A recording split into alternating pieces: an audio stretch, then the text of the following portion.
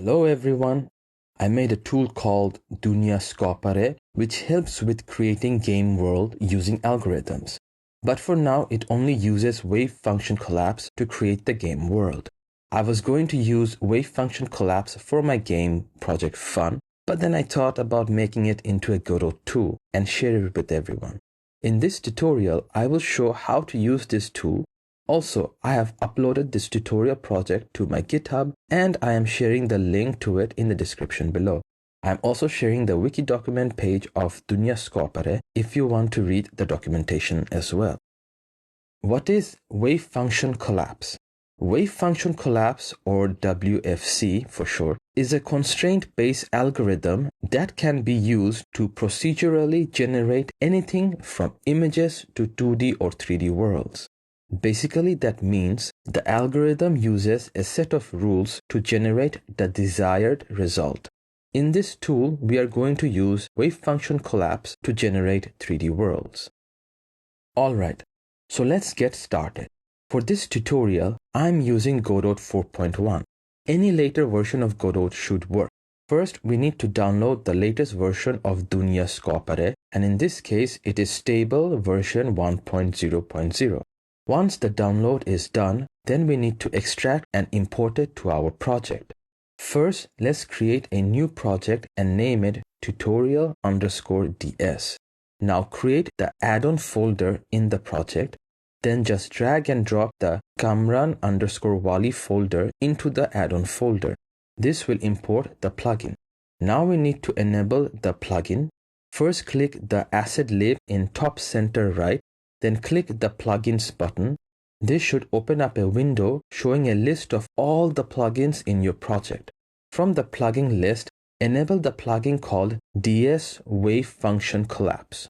This will now open the plugin and dock it in the bottom right side of Godot.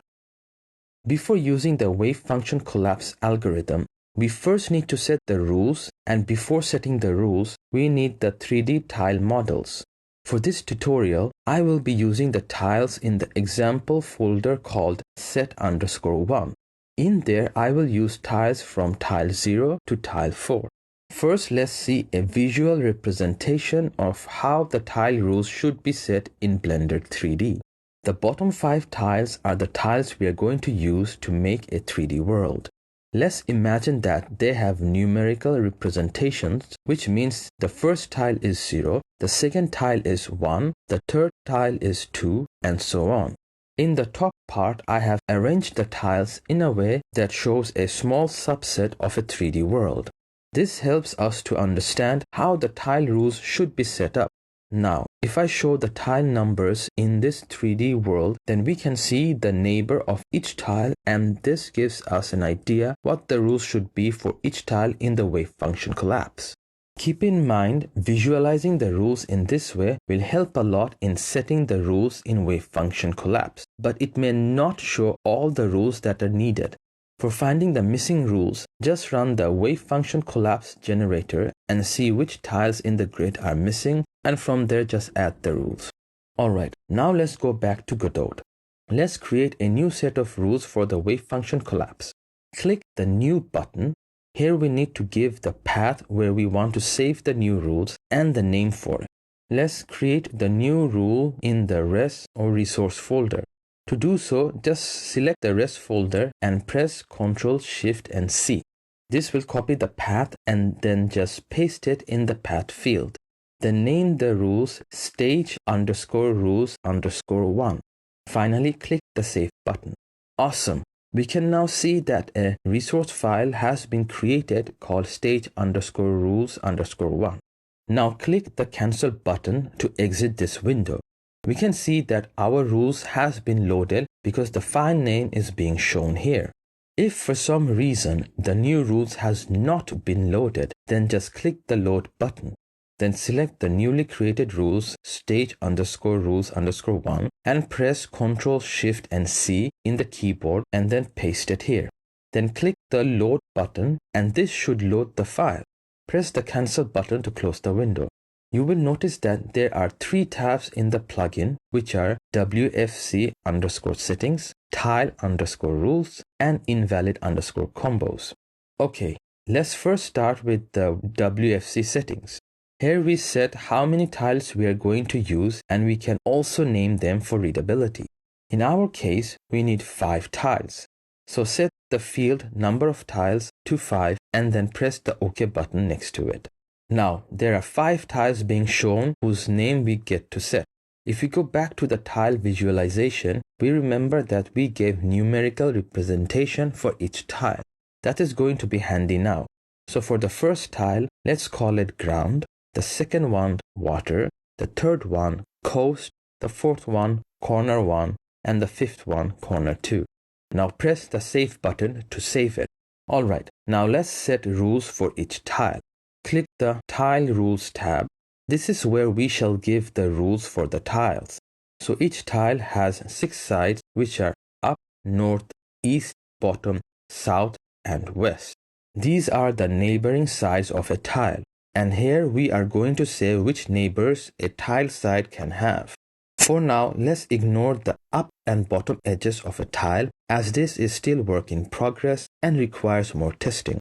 We must also make sure that the tile models are set up properly as well. Each side of a tile is marked with X, Y, and Z axis. This is to help us know how the tile is facing when importing the 3D models into Godot.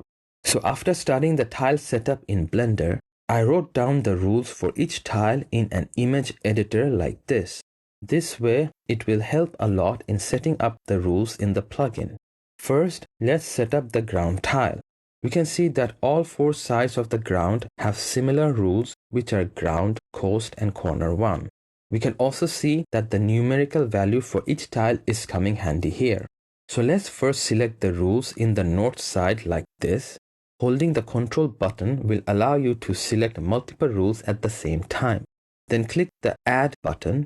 Once you add the rules, then the selected rules will become green in color. Now let's do this to the rest of the sides. Next, let's set up the water tile. Select the water tile from the tile drop-down list. Now let's see the rules for this tile from the image editor. Finally, set up the rules in the plugin for the water tile. Next is the coast tile. The rules in this one is a bit different, that not all sides have the same rules. The north side of the tile has coast, corner 1 and corner 2. So let's add them. The east side has water, the south side has coast, corner 1 and corner 2. Finally, the west side has ground. Alright, now let's set up the rest of the tiles.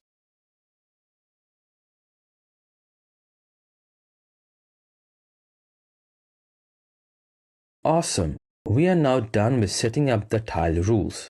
Let's save the rules by clicking the Save button. We will come back to the invalid combos later on. Now let's set up the scene for working with the wave function collapse. Create a new 3D scene, save it and name it WFC_stage. Rename the node to root. Now add a node and name it WFC. Add the ds_WFC_gen_thread script to the WFC node. We can see that some warnings are thrown after adding the script. If we hover over the warning sign, we can see that we need to give a grid and the rules data. So let's do so. First, let's add our newly created rule data, which is the stage_rules_1. The grid must be a child of the wave function collapse generator. So let's create a new child node in WFC node and name it grid. Add the ds_grid_rect script to the node. Awesome. Now we can set the size of the grid. This grid will create a square or rectangle shaped grid. In future, I will add a lot more shapes, especially a cyclic grid. Let's create a grid world with the size of 10 and 10.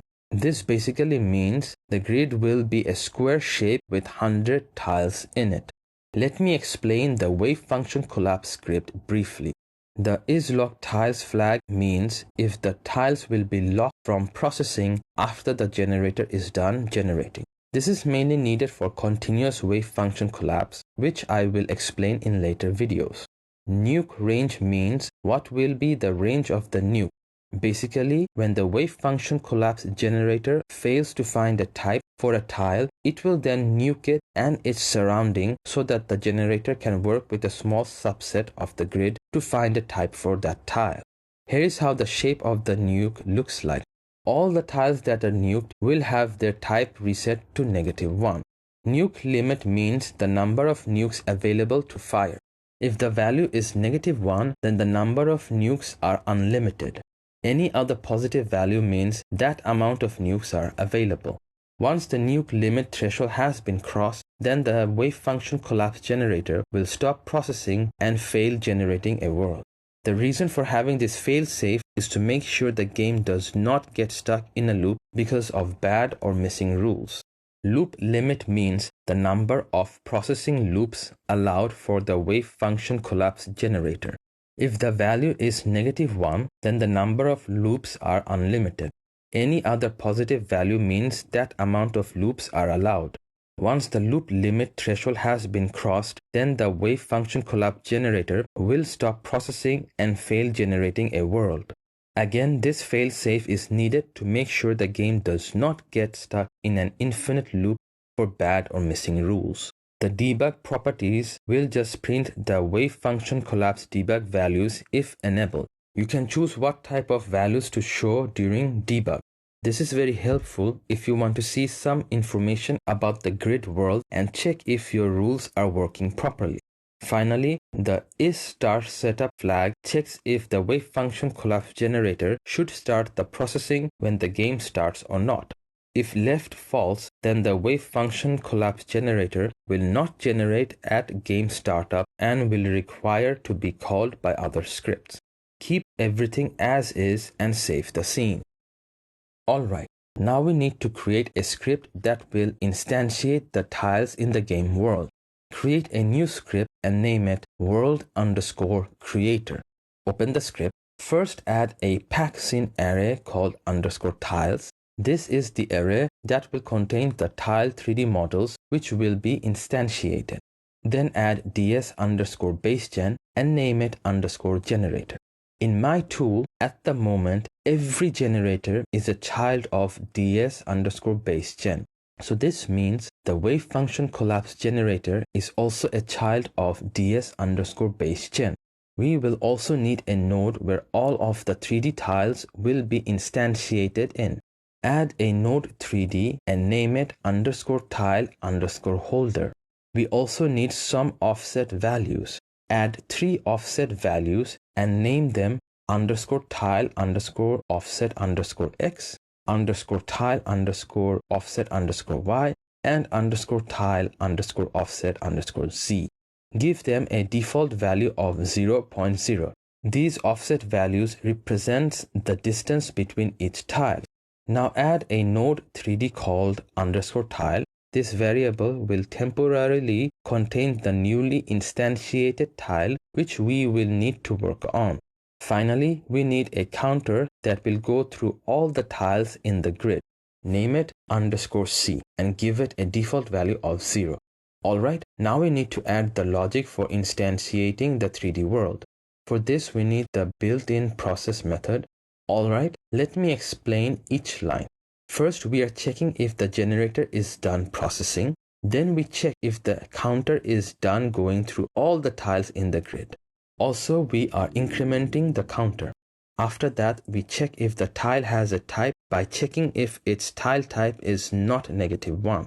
After all of those checks, now we are going to instantiate the tile. We first get the tile type 3D model from the _tiles array and instantiate them. Then we set the position of the tile. We first get the tile's position from the grid and then multiply it with the offset value to get the actual 3D coordinate value of the tile in the game world.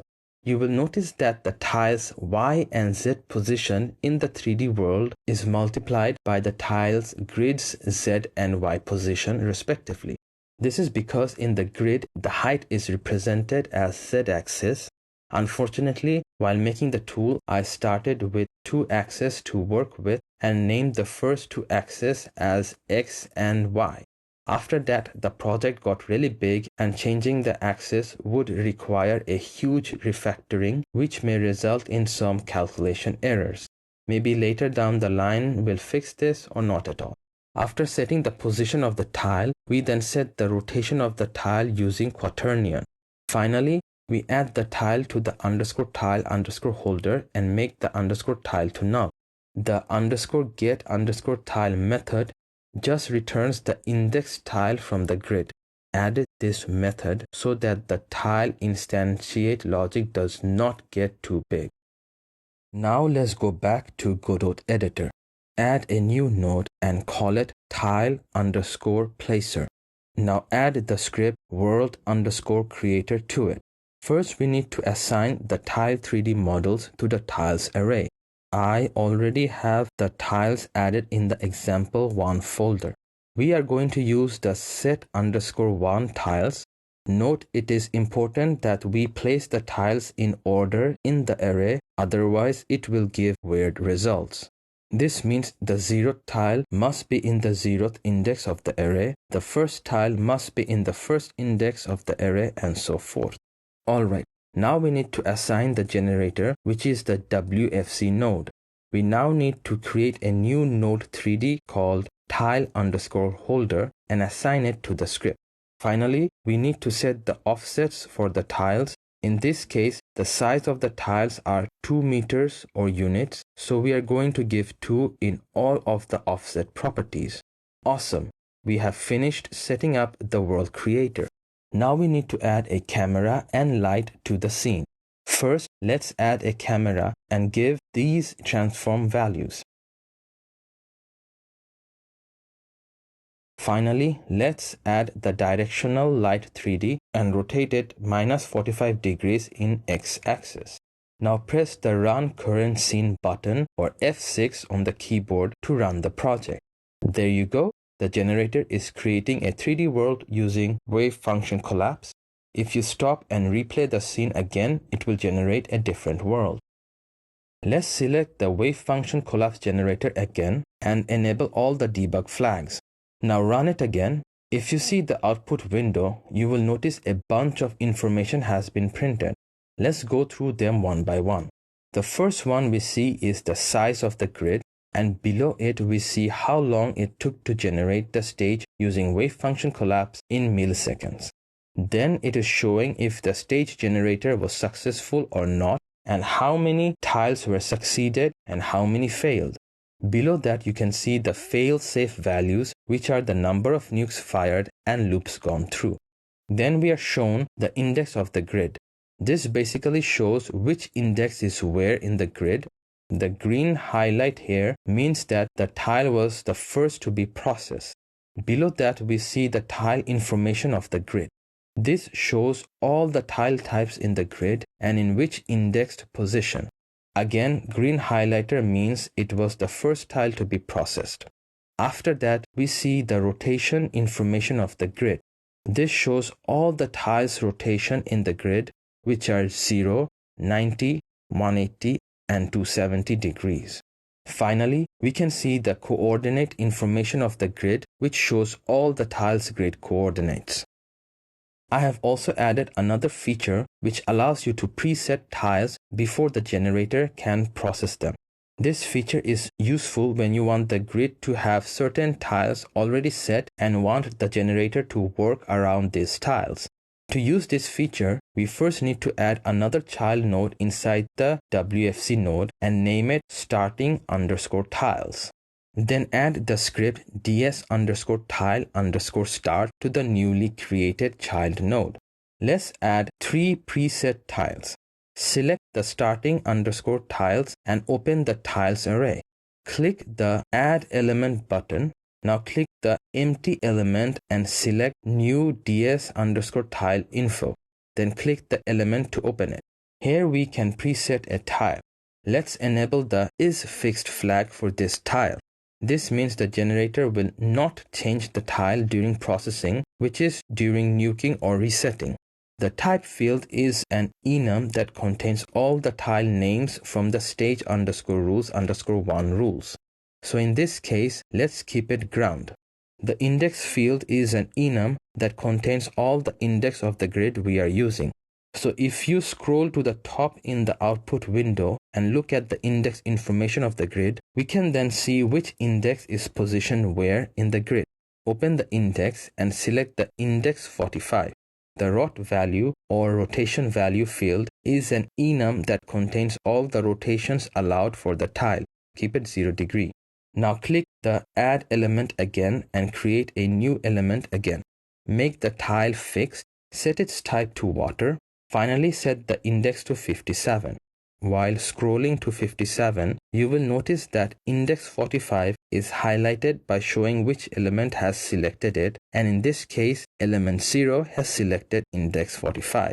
I added this feature to reduce the error in selecting similar index, which may give weird results. Alright, now just select the index 57. Keep the rotation as is. Finally, add a new element again. This time, do not make it a fixed tile. Change the type to coast, make the index to 75, and change the rot value to 270 degrees. Awesome. Save everything and run the scene again. Now look at the debug information in the output window again. You will now notice that there are two new colors in the debug information. The green one means it is the first tile that has been processed or added, and in our case, it is the first one to be added as we preset the tile. The blue one means that the tile has also been preset and is fixed, so it cannot be changed. Finally, the orange one means that the tile is also preset and is not fixed and could be changed. If you ever see a red colored tile in the debug, then it means that that tile has failed. If we scroll down a bit, we can see that both the green and the blue ones has the preset values that we have given them and did not change. This means the type and the rotation of the tiles retains the preset values. The orange one, on the other hand, could have changed, but that depends on how the generator processed it in your machine. Sometimes you will notice that my wave function collapse generator gives wrong results, even if the rules are solid. Let me show you an example. If I run the generator again, you will notice that the tiles in the top right corner are weird and looks wrong. If we see the debug result, then we can see that the tiles are placed like this. Rules-wise, this is okay, but we can clearly see it is not, and this tile combination looks weird. This is where invalid combos feature comes into play. The invalid combos feature basically tells the wave function collapse generator that certain tile combinations should be taken as invalid. Let's go back to my wave function collapse tool and select the invalid underscore combos tab. Make sure that our stage underscore rules underscore 1 rules is loaded.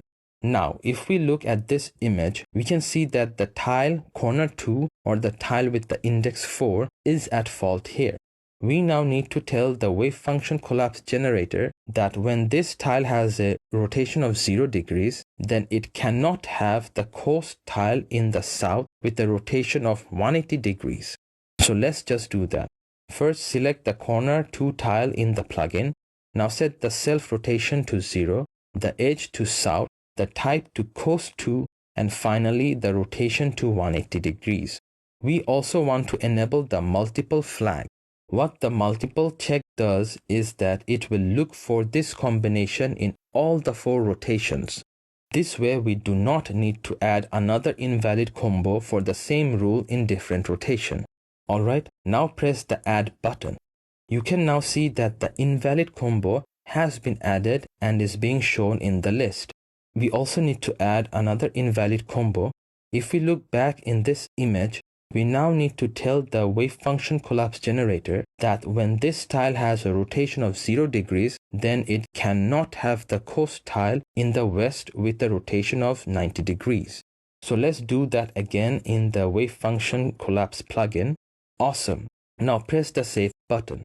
Now if you run the scene a few times, you will not see the invalid tile combinations again because they are being taken as wrong combinations by the wave function collapse generator. There is also another invalid combination that we need to give, which is the tile combination in this image. This is for the tile corner 1. or tile index 3. So let's just do that quickly.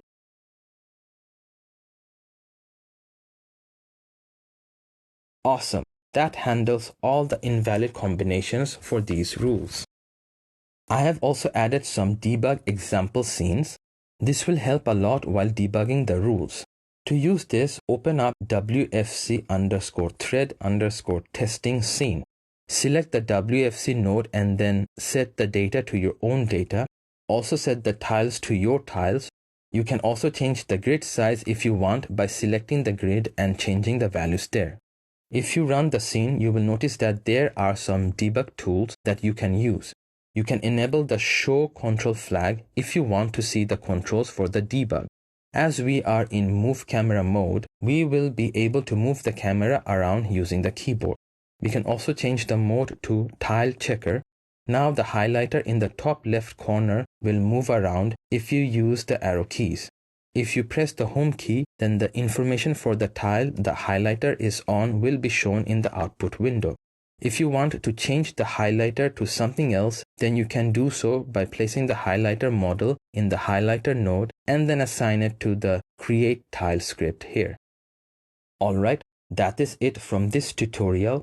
Hopefully this tool will help you all a lot in your game, and if it does, please do share your creation because I'm really excited to see what you all come up with. I did also make the continuous wave function collapse, but I'm a bit hesitant to make the tutorial for it as I need to thoroughly test the continuous wave function collapse with good rules. But you can still use it if you want to. The scripts for continuous wave function collapse are these highlighted scripts. You can also find the scene examples for them here. I'll make the tutorial for the continuous wave function collapse either when I'm satisfied with the results or if there are enough demands for it. Alright, I should go back to making my games now. Please do check out my devlogs as well, and please comment, like and subscribe because that helps out a lot, especially with the YouTube algorithm. Take care and stay safe. K out.